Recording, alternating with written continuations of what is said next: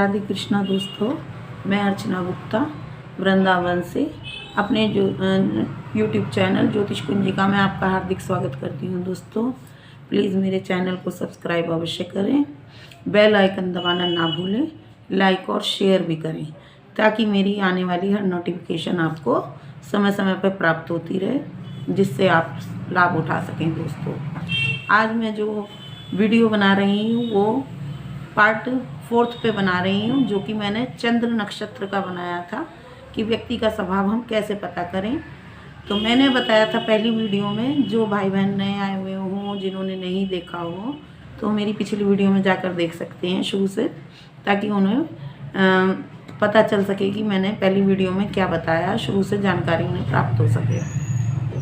तो आज मैं 2 घर में आपको बता चुकी हूँ, 2 राशियाँ बता चुकी हूँ, मेष राशि और वृषभ राशि। उसमें हमारी किन किन ग्रहों की ऊर्जा निकलती है और उसमें यदि कौन से ग्रह बैठ जाते हैं वो मैं आगे बताऊंगी। अब मैं आपको मिथुन राशि के बारे में बता रही हूँ। यदि हमारे चंद्रदेव मिथुन राशि में हो तो व्यक्ति का स्वभाव कैसा होता है। दोस्तों मैंने आपको ये भी बताया कि एक राशि के अंदर जो है हमारे 2.25 नक्षत्र होते हैं, जिसके 9 चरण होते हैं। 9 चरण हमारी मेष राशि में हो गए, 9 चरण हमारी वृष राशि में हो गए, अब 9 ही चरण हमारे मिथुन राशि में होंगे। वो कौन कौन से चरण हैं और किसके हैं, उनके स्वामी कौन है, ये मैं पहली वीडियो में भी बता चुकी हूँ कि हमारे किस नक्षत्र के कौन से स्वामी होते हैं। उनके अधिकार क्षेत्र में 3-3 नक्षत्र आते हैं। तो मैंने मृगशिरा नक्षत्र के बारे में बताया था, जिनके 2 चरण वृष राशि में आ चुके, बाकी के जो 2 चरण बचे हैं वो हमारी मिथुन राशि में आएंगे। दोस्तों मिथुन राशि में जो 2 चरण आएंगे, तो मैंने पिछली वीडियो में जो बताया था मृगशिरा के बारे में कि धनवान होते हैं, नैतिक कार्यों से धन इकट्ठा करने वाले होते हैं, वही सब बातें भी अपनी मिथुन राशि में लागू होंगी। अब मैं आगे के 2 नक्षत्रों के बारे में बताती हूँ। चंद्रमा यदि हमारे मिथुन राशि में विराजमान हैं तो व्यक्ति का स्वभाव कैसा होगा। मिथुन राशि में विराजमान है तो सबसे पहले उनको जो आएंगे वो आद्रा नक्षत्र, यानी कि राहु देव का नक्षत्र। आद्रा के हमारे यहाँ पे 4 चरण आते हैं। 4 चरण आते हैं तो वो राहु देव के अधिकार में है आद्रा नक्षत्र।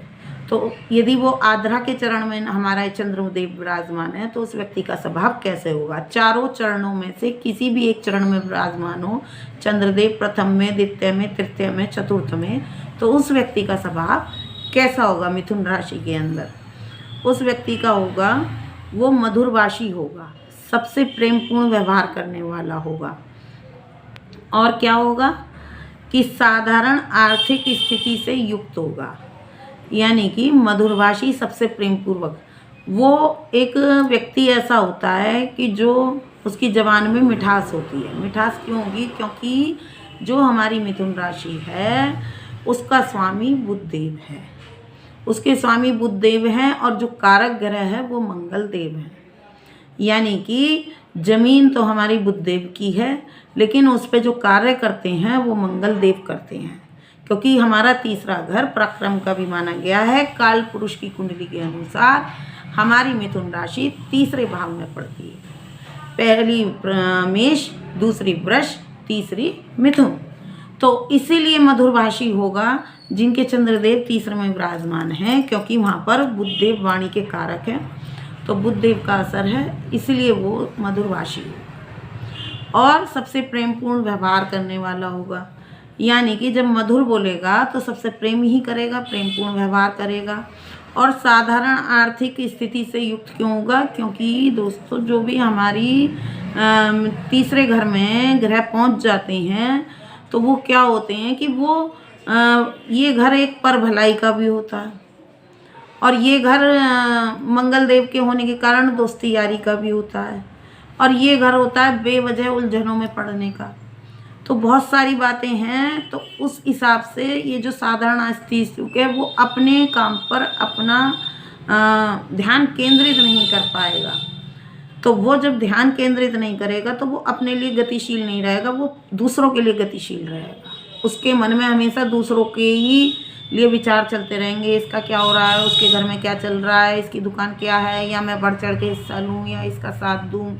तो उसके मन में यही बातें रहती हैं। तीसरे घर में यदि चंद्रदेव विराजमान हैं और आद्रा नक्षत्र में विराजमान है, और क्या होगा, अपमानजनक कार्य करने वाला, अदूरदर्शी होगा, कुटुंबियों से कार्य करने वाला होगा, ओछा और घुमक्कड़ भी होगा। यानी कि क्या, अदूरदर्शी, यानी कि उसके जो सोच समझ है वो गहराई से सोचता समझता नहीं है, एकदम झटपट करने को तैयार हो जाता है। और कुटुंबियों से कलह, जब वो अपने घर के कार्य छोड़कर दूसरों में लगा रहेगा, दूसरों के घरों को देख रेख करने में लगा रहेगा, तो वो अपने घर की तो देख रेख उसकी रहेगी नहीं, ध्यान केंद्रित नहीं है कि अपने घर में क्या हो रहा है या अपने लिए क्या करना है। उस विषय को लेकर उसके अपने घर परिवार के लोगों से बराबर झगड़ा बना रहेगा। जिसका मन जो है घूमने में लग गया, घुमक्कड़ हो गया। घुमक्कड़ क्यों हो गया, दोस्ती यारी निभाएगा, उनके संग घूमने में लगा रहेगा, उनके संग आने जाने में, उनकी बातों में, उनमें, क्योंकि उसे अपने से ज़्यादा दूसरों में इंटरेस्ट होता है। अपने में इंटरेस्ट नहीं होता, वो दूसरों में इंटरेस्ट ज़्यादा लेता है। इसीलिए वो घुमक्कड़, ओछे कार्य करने वाला, यानी कि जिसके संग में जैसा हो वैसा रल के वैसी कार्य कर देना।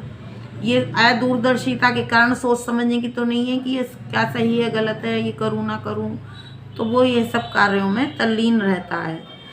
और इससे उसका पतन भी कई अंश तक होता है, कुंडली के अनुसार देखा जाता है, बाकी ग्रहों की स्थिति से।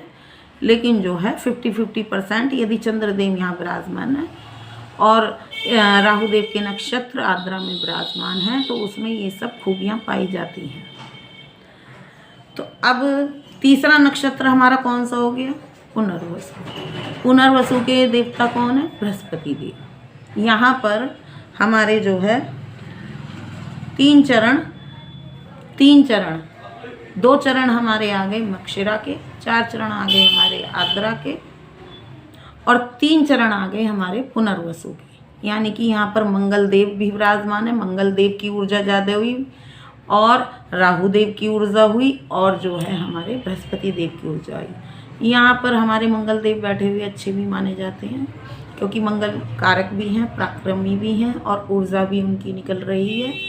तो यहाँ पर यदि वो बैठे होते हैं तो राहु कुछ स्थिति में शांत हो जाते हैं। तो अब जो हमारी ऊर्जा निकल रही है वो पुनर्वसु के हिसाब से हमारी बृहस्पति देव की ऊर्जा निकल रही है, जिन्हें कि यहाँ पर 3 चरण मिले हुए हैं। इस घर के अंदर 3 चरण मिले हुए हैं। यदि किसी का चंद्रमा पुनर्वसु नक्षत्र में हुआ तो उस व्यक्ति का स्वभाव कैसा होगा, पहले चरण में हो, दूसरे में हो, तीसरे में हो, पुनर्वसु के तीनों चरणों में से किसी में भी चंद्रदेव विराजमान है, तीसरे घर में, मिथुन राशि में, तो उस व्यक्ति का, उस जातक का स्वभाव कैसा होगा वो मैं बता दूं। विचार पूर्वक कार्य करने वाला।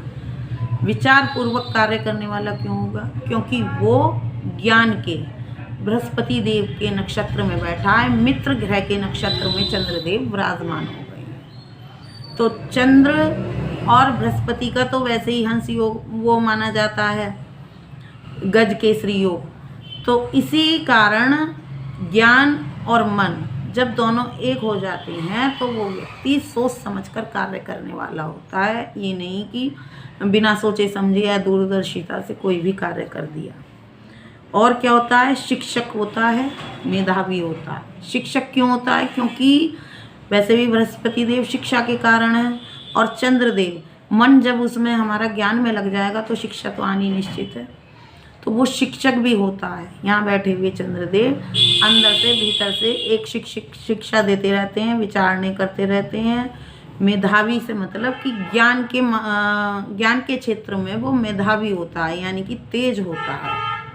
और क्या होता है, दंत रोग से पीड़ित। दंत रोग से पीड़ित क्यों होता है, दंत रोग से पीड़ित इसलिए होता है कि चंद्रदेव हमारा मुख का स्थान भी होते हैं, क्योंकि हमारी दूसरी राशि में वो उच्च के होते हैं। तो यहाँ पर जो मेल हो रहा है वो बुध और मंगल का हो रहा है। तो बुध मंगल क्या है, ये हमारे दांतों से संबंध रखते हैं। मंगल देव हमारे दांतों के हैं, और जो है बुध देव हमारी जिह्वा हैं। तो ये जो हमारे दंत का रोग होता है, इसमें चंद्र और इसमें पानी और हवा पानी की अधिकता होने के कारण यहाँ पर ये इनकी ऊर्जा थोड़ी खराब हो जाती है। तो बाकी और ग्रहों की स्थिति देखते हुए हमें पता चलता है कि यदि हमारे बुध चंद्र विराजमान होते हैं तो ये दंत रोग भी करा देते हैं। उसके बाद क्या होता है, ससुराल से धन प्राप्त करने वाला। ससुराल से धन प्राप्त करने वाला क्यों होता है, क्योंकि यहाँ राहु देव मिथुन राशि में उच्च के हो जाते हैं, उच्च के माने गए हैं। कन्या राशि उनकी स्वय राशि मानी गई है और मिथुन राशि उनकी उच्च की राशि मानी गई है। और राहु देव क्या है, ससुराल पक्ष है। चाहे कन्या है तो उसका ससुराल पक्ष, और वर है तो उसका ससुराल पक्ष। तो जिस भी जातक के, चाहे वो कन्या हो या वो जो है लड़का हो, मतलब तो उस हिसाब से उसके यदि चंद्रदेव इसमें विराजमान है पुनर्वसु नक्षत्र में, तो ससुराल से धन संपदा प्राप्त करने वाला होगा, क्योंकि बृहस्पति देव हमें कहीं ना कहीं से हमारे धनोपार्जन का भी साधन होते हैं। वृद्धावस्था में सुखी, ये जातक जो है वृद्धावस्था में जाकर सुखी होता है।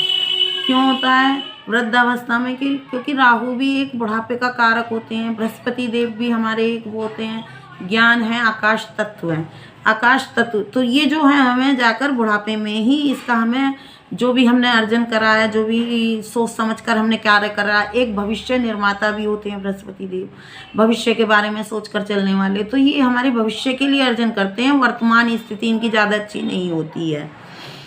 तो और ये जातक कैसे होते हैं, स्वच्छ वस्त्रों के इच्छुक। ये गंदे संदे वस्त्र पहनने धारण नहीं करते, क्योंकि बृहस्पति देव स्वच्छता का भी कारक है। क्रोधी, अभिमानी, उच्च अभिलाषी। क्रोधी क्यों होते हैं, क्योंकि यहाँ पर राहु देव का मिश्रण है। मंगल देव उनके जो मित्र हैं, मंगल देव यहाँ पराक्रम के कारण है, और क्रोध उन्हें गलत बातों पर आता है, गलत बातों पर, ये विशेष ध्यान रखें, गलत बातों पर ही उन्हें क्रोध जल्दी आता है, जिस पर वो अड़ जाते हैं। क्यों अड़ जाते हैं, क्योंकि चंद्रमा हमारे जल तत्व में किसका मिश्रण हो जाता है, मंगल देव का, यानी कि हमारी एक ऊर्जा का मिश्रण हो जाता है। उसके मेल के कारण जब कोई गलत बातें होती हैं तो वो क्रोधी भी होते हैं और उच्चाभिलाषी होते हैं। उत्तम महत्वपूर्ण पद प्राप्त करने वाले, और उत्तम महत्वपूर्ण पद प्राप्त करने वाले कब होते हैं वो, क्योंकि उनके जीवन में एक उत्तम से मतलब ऊंचाइयों को छूने की आकांक्षा होती है। ज्ञान के क्षेत्र में कह लो, अच्छाई के क्षेत्र में कह लो, अध्यात्म के क्षेत्र में कह लो, शिक्षा के क्षेत्र में कह लो, तो जितनी भी अच्छी बातें हैं उसमें उनका रुचि रहती है। व्याभिचार, आलसी और हाथ पैरों में पीड़ा से त्रस्त। वो कब होता है व्याभिचार, आलसी, यदि हमारी कहीं से चंद्रदेव पर राहु देव की दृष्टि पड़ गई, या किसी अन्य ऐसे ग्रहों की, केतु की, शनि की, तो ऐसी दृष्टि पड़ गई, या उनके साथ युति बनाकर कोई और ग्रह बैठ गए, तो खाली मैं जो वो भी बता रही हूँ केवल चंद्रदेव का ही बता रही हूँ आपको। चंद्रदेव इस नक्षत्र में हो तो क्या हो, मैं युति नहीं बता रही हूँ। ये विशेष ध्यान रखें कि मैंने अपनी किसी भी वीडियो में ये युति नहीं बताई कि चंद्र के साथ और ग्रह विराजमान हो तो इनके फल में चेंजिंग आ जाती है, क्योंकि ऊर्जा उनकी भी चलती है। मैं मात्र केवल चंद्रदेव के विषय में ही बता रही हूँ कि खाली चंद्रदेव हमारे इस नक्षत्र में, इस राशि में विराजमान हो तो उस व्यक्ति का भीतर का स्वभाव कैसा होगा। तो वो व्यक्ति जब कहीं भी हो जाता है तो वो व्याभिचारी और आलसी और हो जाता है अन्य ग्रहों की युति के कारण। वो शुभ है या अशुभ युति है ये देखने से पता चलता है, तब ये हमारी बातें क्रिएट होती हैं। लेकिन साधारण रूप में यदि वो बृहस्पति देव के नक्षत्र में विराजमान हैं तो वो अच्छे ही कार्य करेंगे। यदि उन पर किसी की कोई गलत दृष्टि नहीं पड़ रही है, कोई गलत युति नहीं हो रही है, वो अकेले ही विराजमान हैं, तो ये वाली बात पूर्णतः लागू होगी। तो आपको वीडियो कैसी लगी ये आप मेरे डिस्क्रिप्शन में डालें, कमेंट में लिखें, और वीडियो अच्छी लगी और बनानी है तो उस बारे में आप मुझे बताएं, तो मैं आपके लिए और वीडियो ऐसी ही लाती रहूँगी। राधे कृष्ण।